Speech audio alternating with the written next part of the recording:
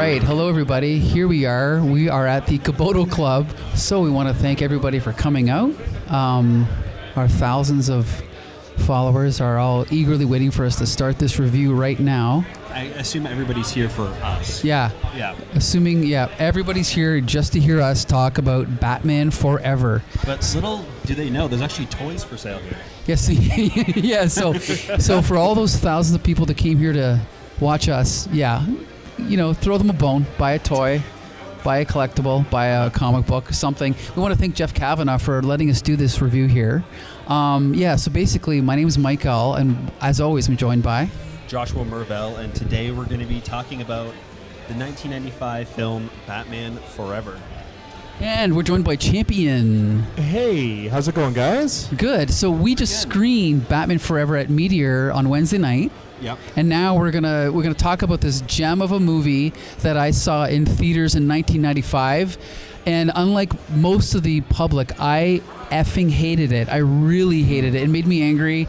But Warner Brothers was happy with it because it kind of revived the franchise because apparently Batman Returns only made half as much money as the previous Batman. Right. So I hated it when it came out. 1995. Ian, did you see it in theaters? No, I did not. In fact, I haven't seen this movie until we watched it the other day. Are you saying really? Yeah. Now, why did you just lose interest because of the trailer? I don't know exactly why I didn't care. I saw the first Batman movie. I loved everything about it. Okay. The one after that, I don't think I saw in theaters. I saw... What was Batman Returns? Batman You must have Returns. saw the one with Penguin and Catwoman? Yeah. You didn't see it in theaters, really? No, didn't see it in theaters. I didn't see it until I saw it on, First Choice Movie Network. Okay. And then, I don't know, Batman just sort of fell off my radar. And... Your Bat radar? Yeah, I did have a little bit of Bat backlash after the mid-'90s, but we'll talk about that later. But, Josh, what's your experience with this film before Wednesday? Well... I think this film is about 4 months older than I am. Okay. So, did not see this one in theaters. But I did watch it a lot growing up. I love this movie. I really liked the Riddler in the comics. I was a big fan of him. So I did really enjoy this growing up. It's been quite some time since I've seen it. Sure. So watching it again at Meteor on Wednesday was my first time in a while. And I did not enjoy it. I really thought I was going to go and have like a really fun time revisiting it, and I didn't realize how awful it was as a kid. I'm going to suggest we snuggle up so that we can hear each other better, because, Ian, I can't hear you. Like, you can't hear me at all? I can hear you, but, like, I think this is a especially friendly episode of Taped Crusaders here. Okay, all right. So, we're going to get intimate here. Hi. But anyway, let's put it this way. There's so much to talk about. We don't need to talk about the plot. Everyone knows the plot of this movie. I want to start with, I think, from the opening frame of the film with the fast montage of him suiting up is annoying because the introduction of Batman is always dramatic. They always wait 10, 15, 20 minutes, and you build up to it, and then it's like a climax. By opening the film with this montage, it ruins that build-up. Mm-hmm. Then you have Alfred, shall I, can I, what does he say? Can I suggest taking a lunch? I'll get drive-through. Junk. The movie's ruined. Right. In 5 seconds, the movie is crap. Yeah, I'm not surprised that we didn't see him in the drive-thru, to be honest. Yeah, that's a good point. Because this movie was made to sell McDonald's Happy Meals, right? Yes, so, I'm genuinely shocked that there was no scene. Could have been a deleted scene. Right? We don't know. Yeah. So for me, it was just, it started bad and didn't get better. The editing, if there were good scenes in this movie, the editing destroyed them. I mean, just like Tank Girl, you're dropped into the middle of a scene. Now, there's such a thing as in medias res, or in media res. Media res, yeah. But in this movie, all of a sudden, it's like Bruce Wayne's talking to Alfred. Then the next scene, Batman is driving in the Batmobile through the streets of Gotham. He's being chased. Then he almost runs over an old lady. Then the old lady tears off her disguise, and it's Two-Face. What is going on? Why is he in his Batmobile? Why is he driving there? They just needed a 30-second explanation. Two-Face has been seen or something. The opening scene is the bank heist scene. That's I'm talking about halfway through the movie. Okay, I'm talking about, this movie is off the rails. Yeah, And there's not even like a purpose for that scene. No. Like no. We are stopped in the middle of this story to have this action sequence where Two-Face stops him with the old woman disguise, and then they have this chase through Gotham, and then Batman just gets away. Like, there was really no purpose for this.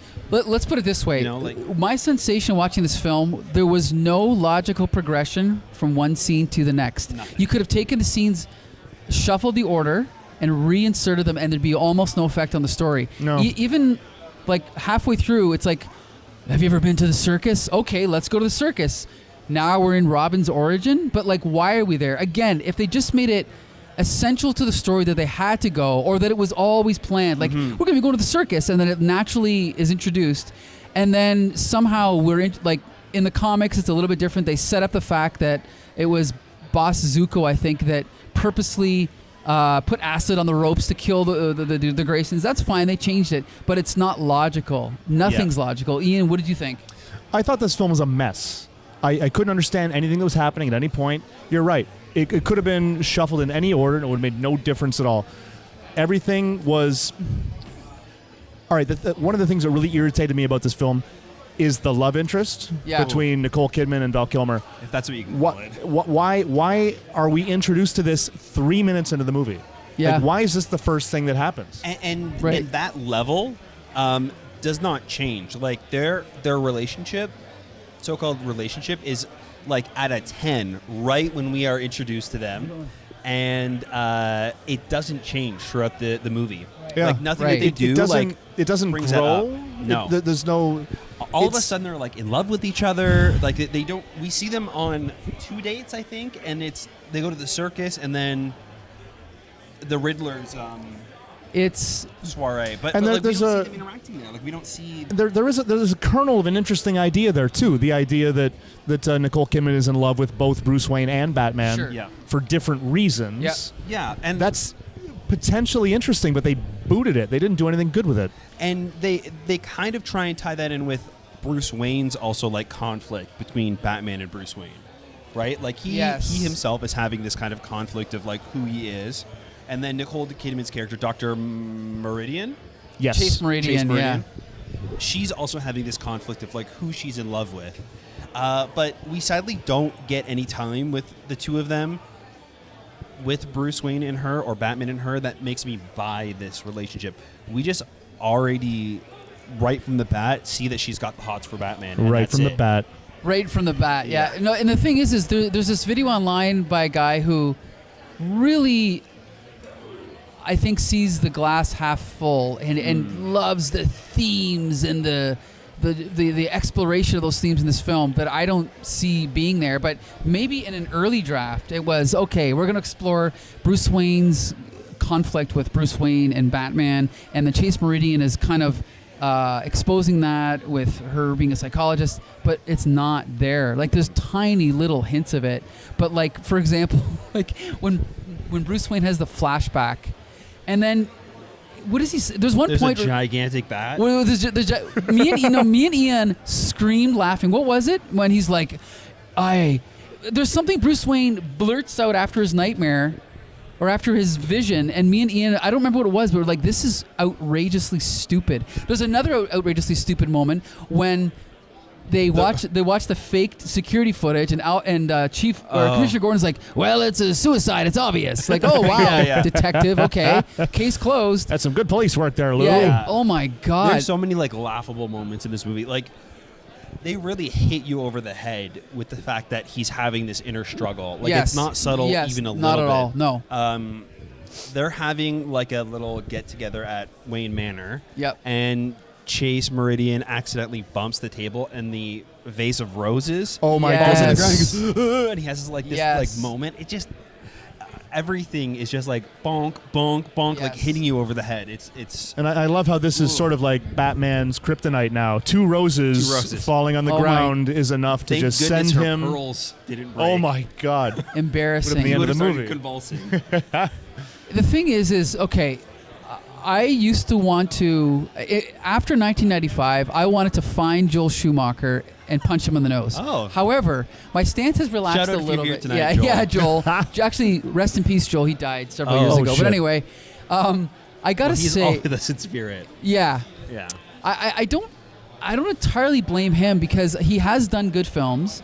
The look of this film was garish compared to Tim Burton's films, but I didn't hate Gotham. I didn't hate the Batmobile. Honestly, I think it's I kind of like the Batmobile. yeah, it's not. Yeah, it's fun. At least it's got some imagination to it. I didn't care for Gotham. It was too much. It was a little CG. too. It was too CG. Yeah. It was, and there was dumb things like why.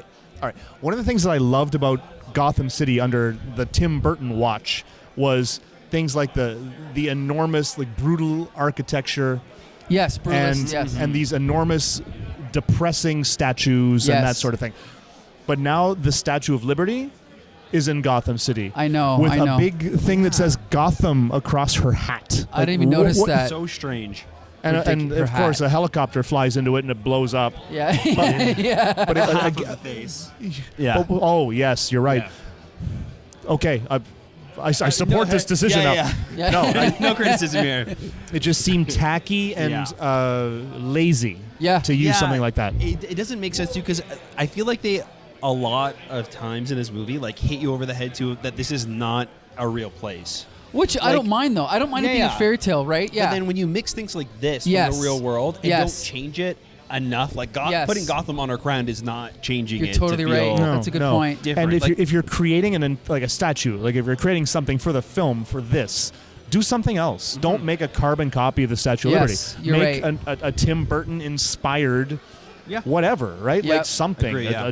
a lady You're holding right. a sword or whatever. That's a great point. There's a lot of statues from throughout history that you can draw upon. You're totally right. And the thing is, even like the gang with the neon, the black light reflecting faces, I used to hate them. I don't hate them now. Again, I can accept that this is Joel Schumacher's vision, but that scene is so stupid. Oh, Dick Grayson's going to steal the Batmobile. Then he's going to pretend he's Batman. Why? Then he's going to run into this gang again. If it was more logical, like, oh, there's And a crime being it's committed. a gang of 100 people in an alley that are all dressed in weird UV reactive fluorescent Yeah. clothing. And again, it's not like it's Two-Face's gang or Riddler's That's gang. what I was gonna It's say. another gang. it's just some people. That's the biggest problem is that it's not Two-Face's gang. Right. Two-Face in this movie is okay. it's painful his character in this movie I because think he's we have an A-list actor who's giving one of the most annoying performances I've ever it's seen. awful. And Tommy Lee Jones I think could play a good Two-Face Sure. genuinely because especially opposite somebody like Jim Carrey who is let's be real playing Jim Carrey in Yes, this movie. 100%. Right? So if he is the more like serious like gruff villain against him it would make sense. Sure. But they're both it feels like they're both trying to like one up each other to be a better joke. You're like, it doesn't even 100%. feel like they're being the Riddler. Or Yeah, you're Two-Face. right. Like they're just wacky. The thing is, yeah, you're right. And that's what I felt like in 95 is, oh, Tommy Lee Jones is doing a Joker impression. Yeah. That's it. And at the beginning of the movie, he's okay. In his opening scene, he's kind of serious and he has his good side to the camera. I'm like, oh, this is okay. Play this up. Almost like Gollum. Like, play it up with the camera and play it up with the acting. But then once he teams up with Riddler, it becomes embarrassing. Where Jim Carrey is clearly the center of attention, and the Two-Face is always off to the side. And like, I don't like Jim Carrey, but at least he's doing his routine and he's doing what he does. But then like Tommy Lee Jones is in the background, like just laughing, like at inappropriate times, like it's so bad. And I have to blame Joel Schumacher for letting him do that, or maybe he directed him to do that. What do you think, Ian? Yeah. They were both a mess. Tommy Lee Jones is a great actor, Yeah. just not here. I don't understand why he didn't play to his own strengths. Right. He can't do this role. No. Especially not playing across from someone who is that role. Right. Yep. Yeah. I don't know why he would do that. It doesn't work. I mean, I think Jim Carrey's terrible as well. Yes. But Yeah. But we knew what we he's- were getting when we signed yeah, up. he's Yeah. a known quantity. Tommy Lee Jones is better than that. Yeah. Yeah. Good point. Yeah, I don't particularly like Jim Carrey in this role, but you get what you You got get on the what you tin, pay right? for, Yeah, yeah. like it's all right there. Yeah. So I definitely don't blame Jim Carrey for this downfall of this character. Right. It's You know, here's the thing. As much as I dislike Jim Carrey, I can accept him in this role because Frank Gorshin, who if he played Riddler today would play him the exact same way because he's so good. Yeah. But that being said, Frank Gorshin kind of defined the character, and so if Jim Carrey's going to be crazy over the top, even though I don't like him, it's sort of appropriate for Riddler. I don't mind him as Riddler. You know, I just wish that he was played smarter. If he was doing the Jim Carrey shtick while like outsmarting Batman, sure. I think I would be fine with it because it wouldn't feel like just chaos like the Joker is, right? Like it would be a bit more refined. Yeah. And he can do his wacky shenanigans. He can come up with his like Jim Carrey one-liners and it would feel fine. And and I can accept him having time to design 3 different costumes. And I can accept him having time to design a lair with all these neon question marks and a throne, and I can accept all that, but I, like you said, I can't accept him being stupid. Right. Like just make the character smart, right? And he needed an arc. Sure. Yes. Now, from what I understand, the point of his character was that he was a scientist that eventually went crazy because of all these brain waves that he was stealing from Gotham, and his brain couldn't handle it, so he went nuts. Now, that's interesting as a concept, but what we need is Jim Carrey to play it straight for the first 20% of the movie. Good point. Good point. Play him like a scientist that is really passionate about his work, not like, oh, it's Bruce Wayne. Oh, I can't wait to meet this guy. You got to see this stuff that I'm doing. No, play him like a regular dude who's got a serious job. And then he gets snubbed by Bruce Wayne, and then he starts to go off the rails, and then he finds this brainwave thing, and then he goes crazy. Right. Have him crazy the second half of the movie, but when he's crazy from the start, I don't care. It's like, oh, you've been this the whole time. Oh. You know, I think I'm totally with you on that. Something I noticed watching it this time, with my brain fully developed, was it didn't actually feel like Bruce Wayne snubbed him. Okay. And I think you can pull that off with Bruce Wayne, like being a little bit cocky and like, I'm not interested. Sure. This can be used for evil, blah, blah, blah, blah. And then that's his turning point. But Bruce Wayne's kind of on board. He's like, this sounds interesting. Like, if you send me over the schematics, I think I'll agree. To be fair, I think he might be playing into it a little just to give him a chance. But then when remember Jim Carrey's like, well, I don't need to wait. I can tell you right now. Or he says, no, I need an answer right now. Yes, it's yes. Well, that doesn't make any sense. Exactly. Right? Yeah. That doesn't make any sense. Like, that's not how business is done. Sure. No. Like, it doesn't. To be fair, I can to forgive dramatic license because in a movie you need to speed things up. I can forgive that. I just think. But the reason why, in my opinion, that Bruce Wayne snubbed him is because he was crazy. Yes. Yeah. Yes. Right. So, don't make it about that. Right. Make it about the technology. Sure. Make sure, it sure. serious. Yeah. Make Bruce Wayne reject it on the basis of the technology, and then maybe there's a reason why he rejected it. Maybe the technology is flawed, and that's why it makes the Riddler crazy. And he can be serious and angry and resentful still without being goofy. And then when he does his first experiment, he goes mad and he becomes Jim Carrey. That's the thing is that, okay, even from Warner Brothers' point of view, they just want to make money. They just want to sell Happy Meals. They did. And they did, and it was a success. But they could have had that, but still had a decent movie. And I'll tell you, in 1995, when this movie came out and everybody loved it, the question was always, well, what do you expect? It's a superhero movie. It's a comic book movie. What do you expect? Well, then, when Christopher Nolan did Dark Knight, I was like, this is what I expect. You can make a good movie and make a lot of money. He proved it. But back in the 90s, as we've seen on this podcast. Well, back in the 80s, they figured it out, though. I was going to say, they made 2 other successful exact franchise. I mean, people can argue that Returns isn't in their great, mind, Returns was a failure. Mm-hmm. But you're right. At least the first Batman was a success, and it was good. It was pretty good. And for Return's downfall, I think that the story is there. Yeah, like everything 100%. makes sense. It visually all is cohesive. Yes. So.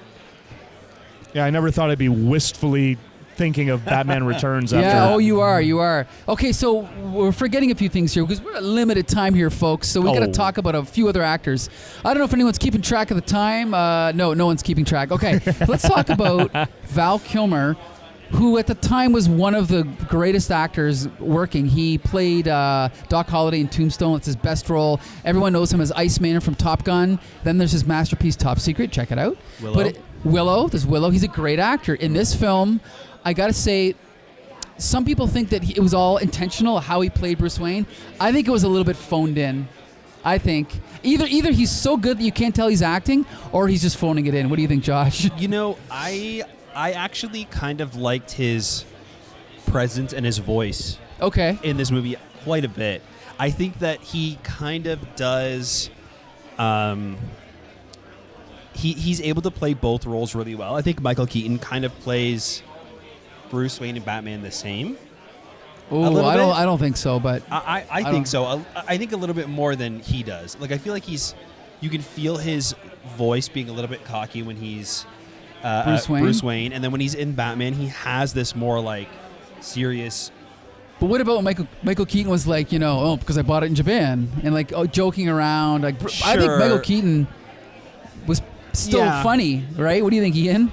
Yeah. Not that we're gonna talk about Michael Keaton all day, but I think Michael Keaton dunked on Val Kilmer. Like, Val Kilmer was serviceable. Yeah, he was okay. Right?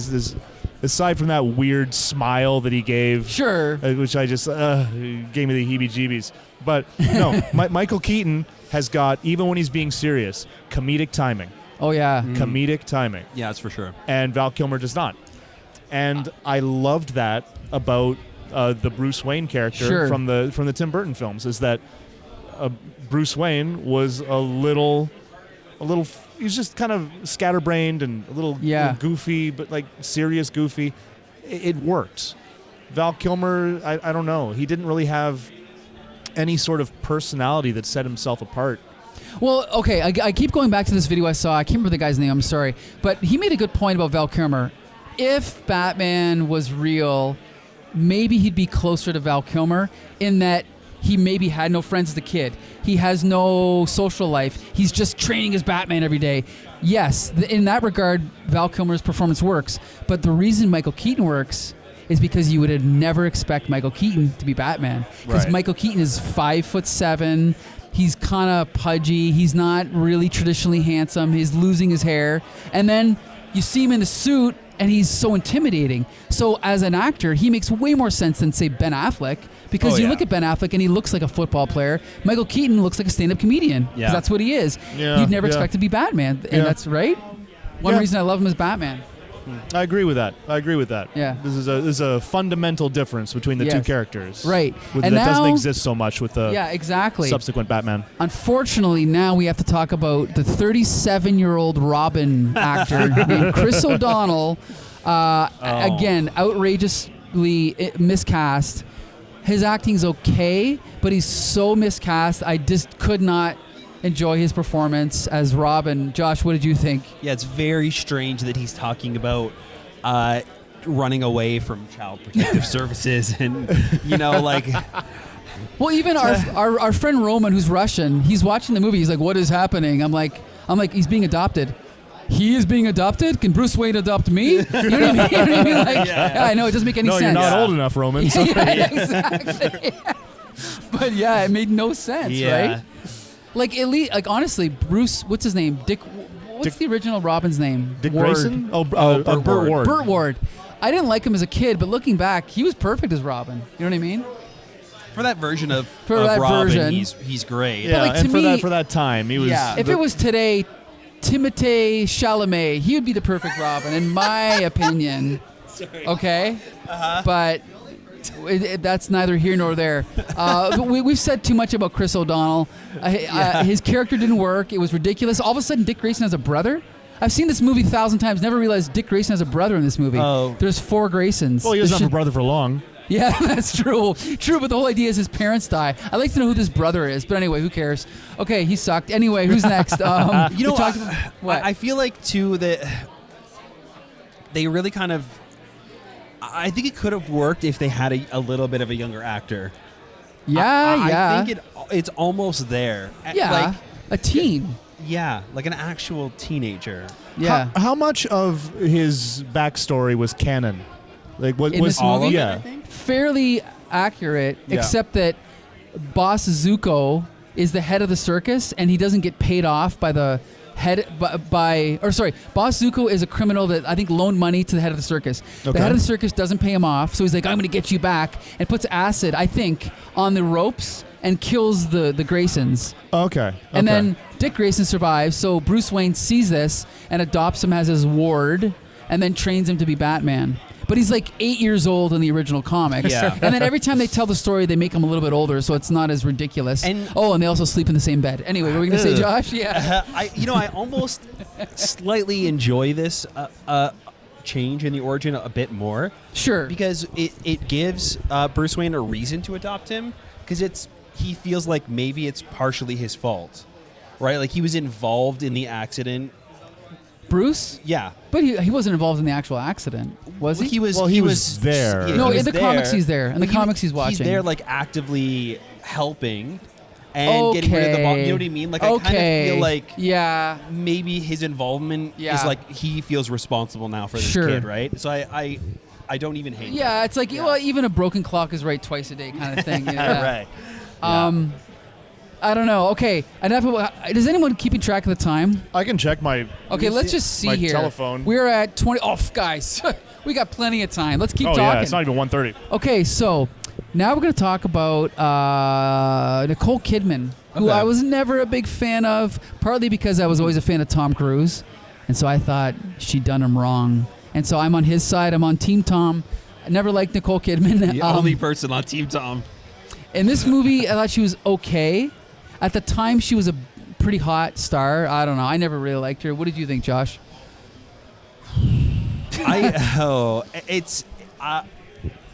She's definitely fun in this role. Okay. I think that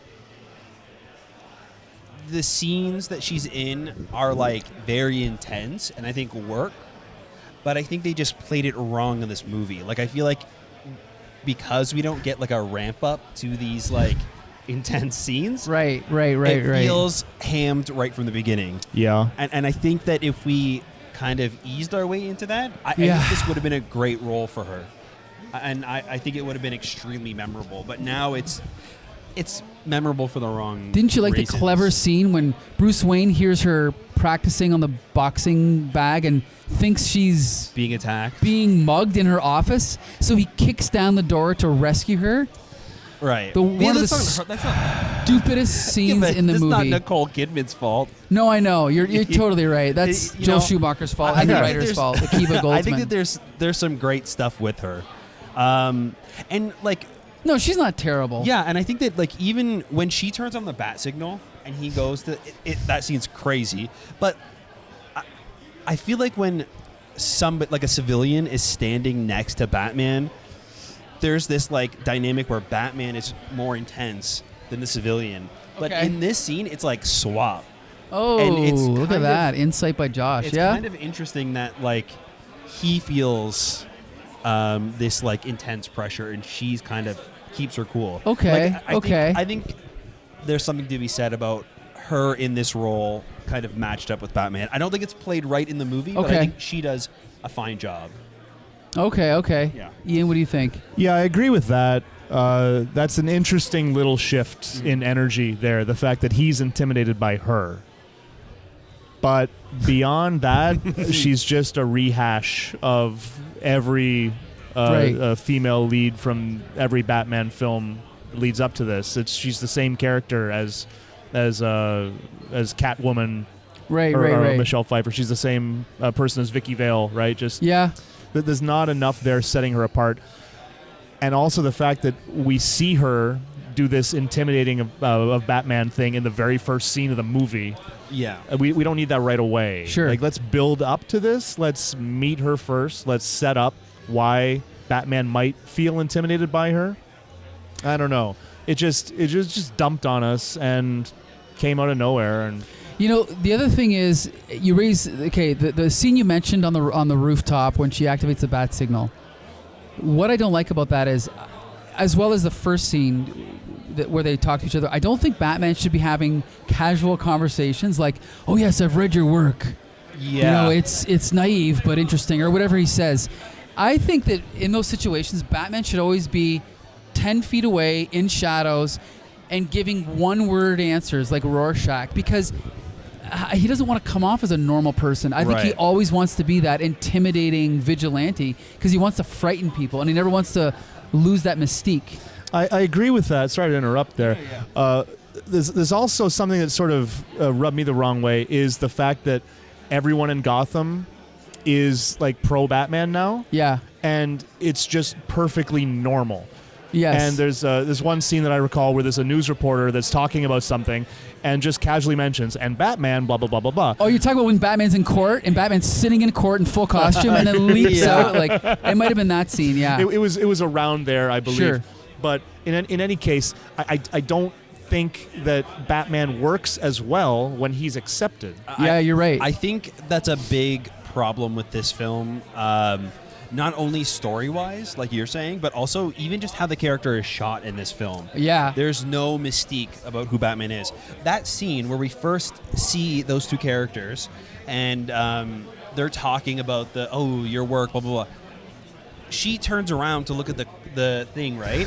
And we see a shot of her, and then we just see him turn it's like 90 degrees and walk away. It's like and college humor Batman. Then it's she like turns a around and she goes, "Where did he go?" I know. We saw him. It's casually idiotic. walk off screen. Like I agree. We're like, he didn't even throw a smoke bomb or use any of his the whole bat point toys. is that we're supposed to be as fooled as the character is. You're right. It's so stupid. Oh my God. Anyway, okay.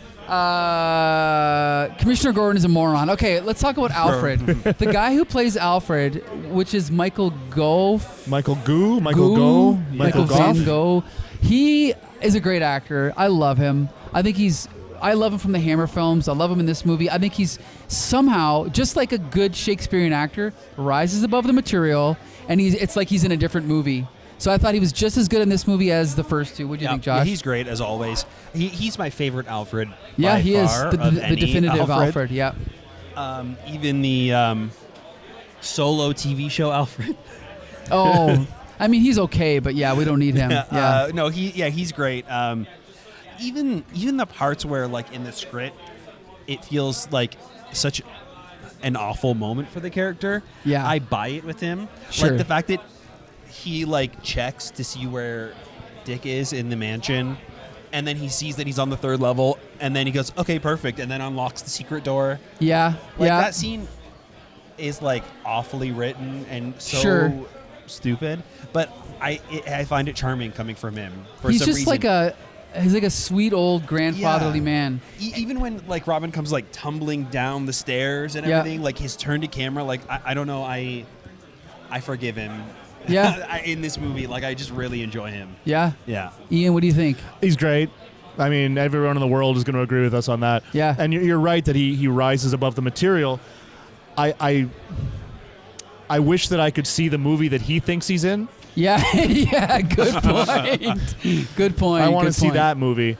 There's a TV show about it actually. About but see, Alfred. No, because here's the thing, Ian. You haven't seen this show, but this Alfred in these movies is the comic book Alfred.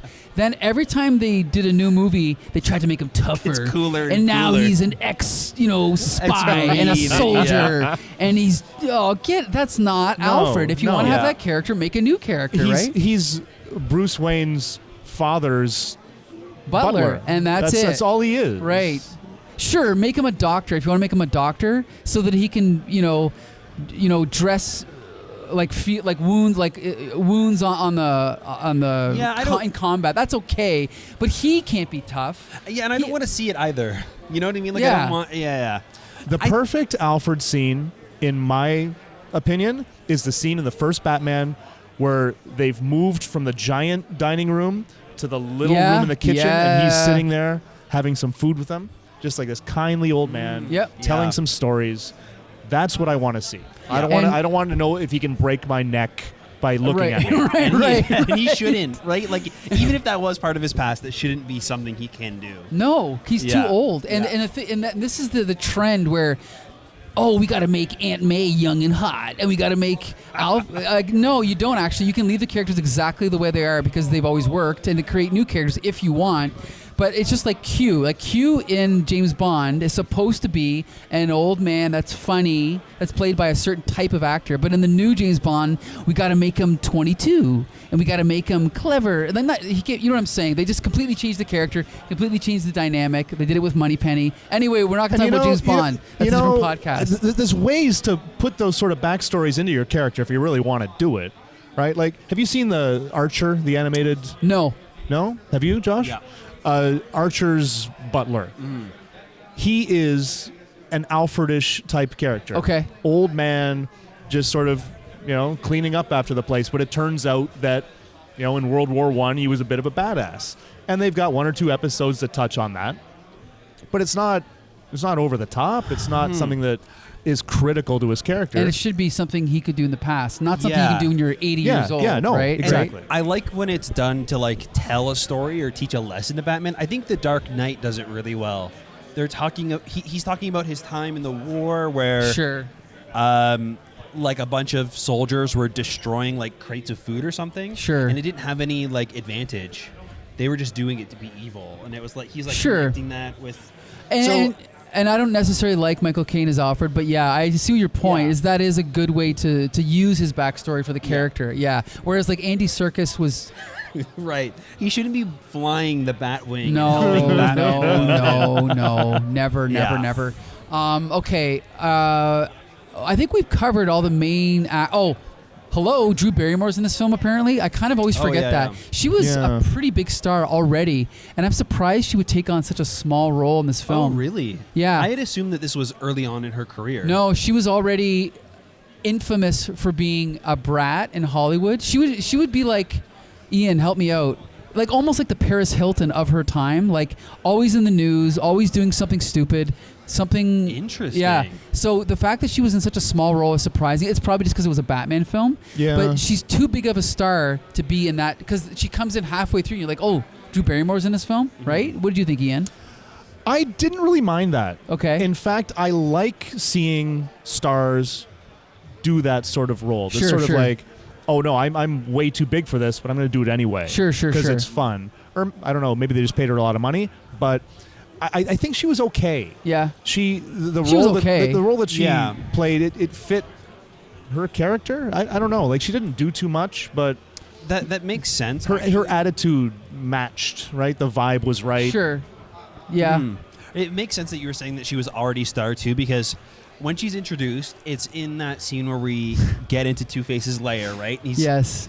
Got everything divided right down the middle. He's got good and evil, blah, blah, blah. Like, and so we have like her and then the other woman that plays opposite to her for like his evil side. And I feel like in that scene, she has just as much screen time as the other one. Okay, right? sure. But then the next scene, it's just like Drew Barrymore is there helping the Riddler. Yeah, do his thing, and the other woman is just gone for the rest of the film. Like she's sneaking around, swapping out the plutonium vials or whatever, holding Bruce Wayne's memories. Like it feels like they wrote her to be bigger. Her. Yeah, because she was cast in the role. And so. I don't want to diss the other actress because she is a good actress. She was in Goodfellas as like the second mistress or the first mistress of Henry Hill. She was also in Madonna's video for True Blue. Check it out. It's awesome. She's also good friends with Madonna. She also, I think she's been in TV shows, so she's a good actress too, but obviously not as big as Drew Barrymore.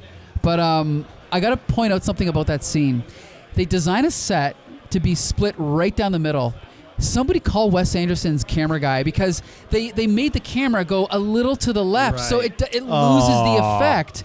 If it would have been symmetrical, they could have opened the scene with Harvey Dent sitting there, and then maybe he like turns his head or gets up, and it's like, oh, it kind of shatters the illusion. It should be so symmetrical that it looks like two different sets, right? But they just move the camera a foot to the left and destroy the illusion. It's a shame too. We could have had like fun scenes where he's like happy or whatever in his lair, and he's got like his dark and his good side aligned. And then when Jim Carrey breaks in, he like turns around and we see that like he's like the opposite of what his roommate. Like they could have done some really fun stuff with that. Because this movie is very cheesy. Oh, like there's not even a word for it. It's so corny but like almost not enough. You know what I mean? Like they could have. If you're gonna go for it, go. It's like, almost.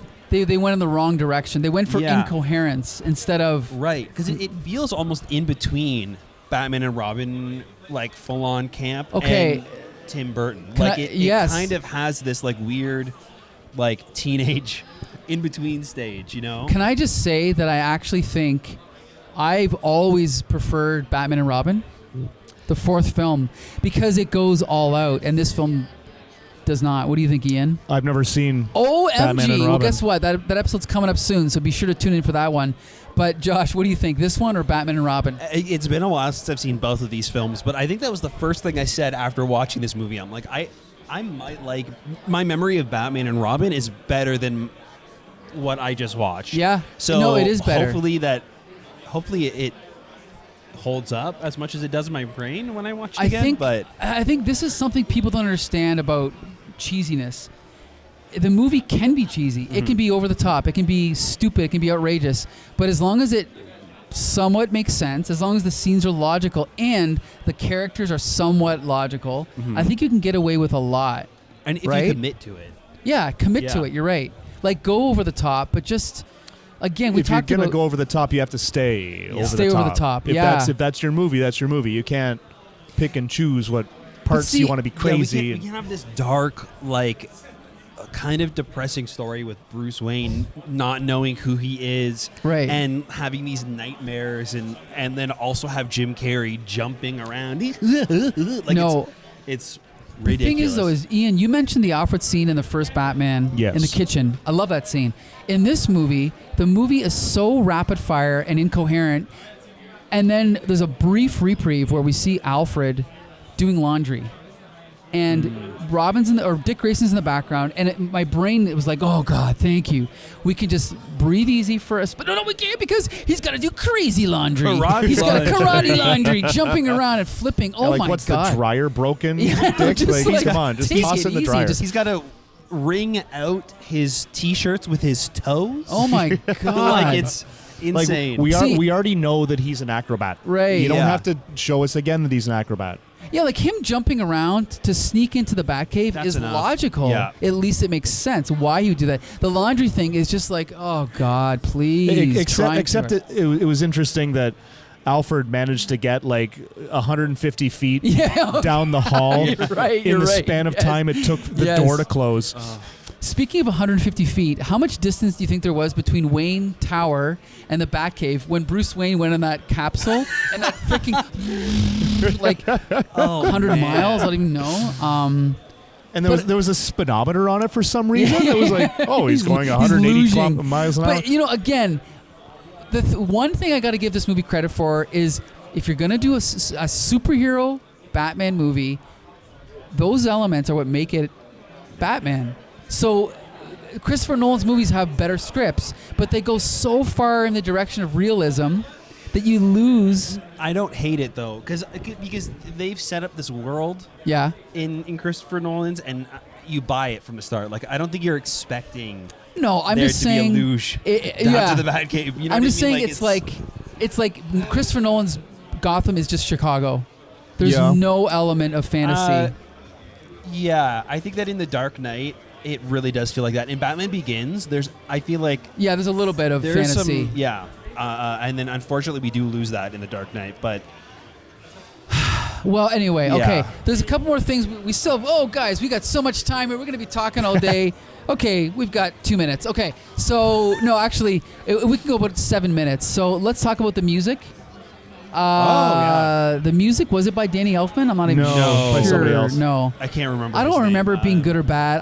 To be honest, I don't notice soundtracks. It was okay. Did you guys notice it at all? I noticed it. It wasn't great.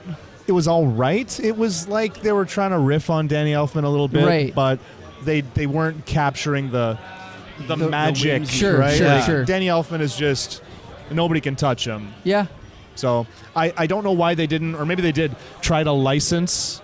I'm sure the there was music from Elfman just to at least to keep the Batman theme, right? There was probably issues with copyright, or maybe they fired him, maybe he quit, just like Tim Burton quit, right? Oh, really? Oh yeah. I assumed that he was fired. No. So did Tim Burton produce this though? Yeah. Yeah, but he produced it the way that I've I wanna produced make some movies in money. Windsor, and they don't. Yeah. People don't. Oh, He didn't actually do okay. anything. No, so as far as I know, he met with Warner Brothers, and Warner Brothers was like, Tim, wouldn't you rather be doing your own movies? Small budgets, that's what you like. And Tim Burton was like, you guys don't want me to do this movie, do you? No, of course. Oh, you're right. Actually, we don't. And so basically, he kind of quit, but they kind of pushed him out the door. Okay. They got Joel Schumacher. I'm assuming Danny Elfman quit. Oh, and then they met with Michael Keaton. Michael Keaton had one meeting, and he's like, I'm out. I'm not doing this movie. And then if you remember, they released false information into the media saying that Michael Keaton was asking for too much money. Oh. Interesting. But yes, I got to say, I have to quote our friend George Bozanich, who actually said once, we all know where we were the day that we heard Michael Keaton was no longer Batman. Where were I you? remember I was sitting at home watching Entertainment Tonight when the news came through, and everyone in my family cried when we learned that Michael Keaton quit. Anyway, I just wanted to point that out. I don't know if you guys remember where you were, but I do. I'm still getting over it. I was right here. Yeah. I just learned this now. This is shocking news to me. There you go. So now this will be burned into your memory forever. It will be. Just never like forget we'll be this. burned into the memory of all 6,000 people that came here to see us. I guess that's it. We should probably wrap up. Is there any final thoughts Sure. on Batman Forever? The worst title for a film ever. Yeah, why is it called Batman? I guess because he decides to be Batman. I don't at the know. end of it and not quit. Oh. Wow, clever. I don't know. Yeah, maybe. yeah. Maybe. They could have called it Batman again, but Batman again. Well, Yeah, it was Batman going to be Returns, called Batman Batman- Continues. Oh, More that's Tim Burton. Batman. that's bad. That's really bad. That's what Tim Burton was going to call it. Oh when my he God, was- that's it. yeah. I gotta say that, Tim. Come on, what are you doing here? Yeah. That's a terrible title. Um, Final thought. Okay, my final thought is I hated this movie. I really hated it. I thought I would enjoy it for nostalgia, and other than a couple things, I really hated it even more than I did see it the last time. Josh, what's your final yeah, word? it's super disappointing. None of the scenes feel like they're actually like leading up to each other. They're kind of just all a bunch of set pieces. Even like his gadgets, like they hop in the Batwing and the Batboat, and they immediately get it explode, like they get blown up. Stupid. Yes. Presumably so they have more things to sell toys, right? Like it's just that's what this movie is a big old commercial for a Happy Meal or Yeah. But some not even fun a action good figures. Commercials can be entertaining, right? Yeah, if you you're right. watch the Transformers cartoon, then we all know this. Yes. Yes. Yeah, it's no Bionicles move along, but So, Ian, what's your final word on this movie? This is my final word. I want you to do, all right, look at what I'm doing right here. Kick your legs out in front of you and cross your arms and lean back. Okay. Okay. At one point, I looked over when we were watching this movie, and we were all sitting like this. Yeah. All three of us, just like Grumpy? arms crossed, just, I hate that I'm Yes. here. Yeah. Yes. I'm annoyed by this, just like judging. Yeah. And it was a slog. It was as chaotic and disjointed as Tank Girl, but nowhere near as fun. Yeah. Nowhere Good point. near as interesting Tank to Girl's look better. at. yeah. It was just, it was all or nothing. It was Yeah. completely flat. I thought that Batman Bruce Wayne was completely flat character. Didn't enjoy it. And then you had the opposite side of that. You had the Riddler, who was constantly this annoying. Yes. It was a mess. I hated it. That's yeah. So you're This looking is- forward to the next one then, Batman and Robin? It can't be this bad, can it? We'll see. Smash cut to Batman and Yeah, Robin. there you go. We'll see very soon, folks. We want to thank Jeff Kavanaugh for having us, letting us do this live episode. You can see on this angle here all the thousands of people that came hi. out to see us. Right? There we go. Oh, somebody Thank you waved. for coming. Yeah.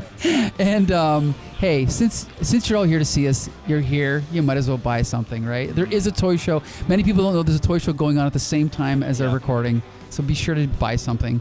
And Tito Santana's here, so be sure to get an autograph from Tito Santana, WWF legend Tito Santana. We want to thank Champion for hosting movie night every week at Meteor. Anytime. Next week it'll be this will air after this night, but the next one is Raiders. Raiders of the Lost Yes, Ark. you've just missed Raiders You've of the Lost just Ark. missed Raiders of the Lost Ark, and you'll be missing more unless you come every week. After that, what do we have after that? Your choice. Which That's was right. Doctor Strangelove. Dr. Strangeloves. Be sure to check it out. Stanley Kubrick classic. That's right. And Josh is going to tell you where you can see our episodes. You can find all of our stuff over on our website at thecomicbooksyndicate.com. You can also find all of our video format episodes on our YouTube channel. So leave us a like, leave us a comment, let us know what you guys think about Batman Forever. That's right. Until the next time, see you later. Bye. Woo.